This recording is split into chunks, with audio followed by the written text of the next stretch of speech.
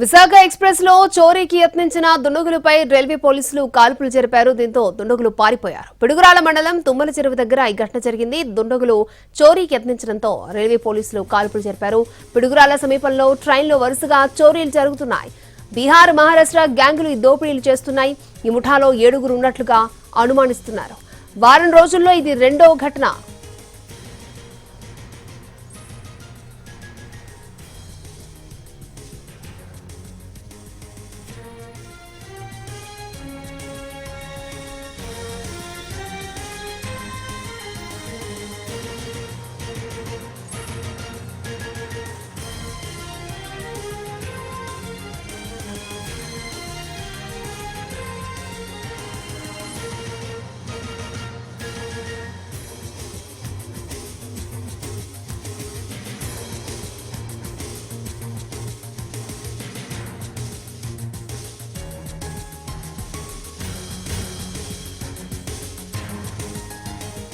Right, Visakha express లో చోరీకి యత్నించిన దుండగులపై railway పోలీసులు కాల్పులు జరిపారు. దీంతో నిందితులు పారిపోయినట్లు తెలుస్తోంది. అయితే వరుసగా చోరీ జరగడం వారంలో ఇది రెండోసారి. రైట్, పూర్తి డీటెయిల్స్ మా ప్రతినిధి రామారావు లైవ్ లో అందించడానికి సిద్ధంగా ఉన్నారు. రామారావు.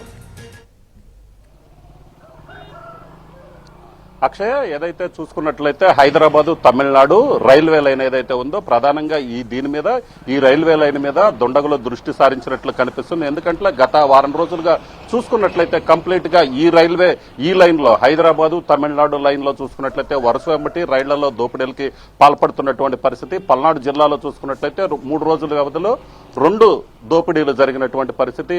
2 రోజుల క్రితం చూసుకున్నట్లయితే న్యూ పిడుగురాళ్ల రైల్వే స్టేషన్ సమీపంలో దుండగులు దోపిడీకి పాల్పడ్డారు. S4 బోగి అలాగే S7 బోగిలో ఏదైతే దోపిడీకి పాల్పడ్డారో దాదాపు 3 ప్రయాణికుల నుంచి 15 సవర్ల బంగారం కూడా దోపిడీ చేశారు. అక్కడ చైన్ లాగా అక్కడి నుంచి పరారవటం జరిగింది. అయితే కొద్దిసేపటి క్రితం చూసుకున్నట్లయితే పిడుగురాళ్ల సమీపంలోనే తుమ్మల చెరువు రైల్వే స్టేషన్ వద్ద దోపిడీకి పాల్పడినటువంటి పరిస్థితి. అయితే ముందుగానే రైల్వే పోలీసులు అలర్ట్ అయి గాల్లోకి 3 రౌండ్ల కాల్పులు జరిపారు. దీంతో దుండగులు పారిపోయారు.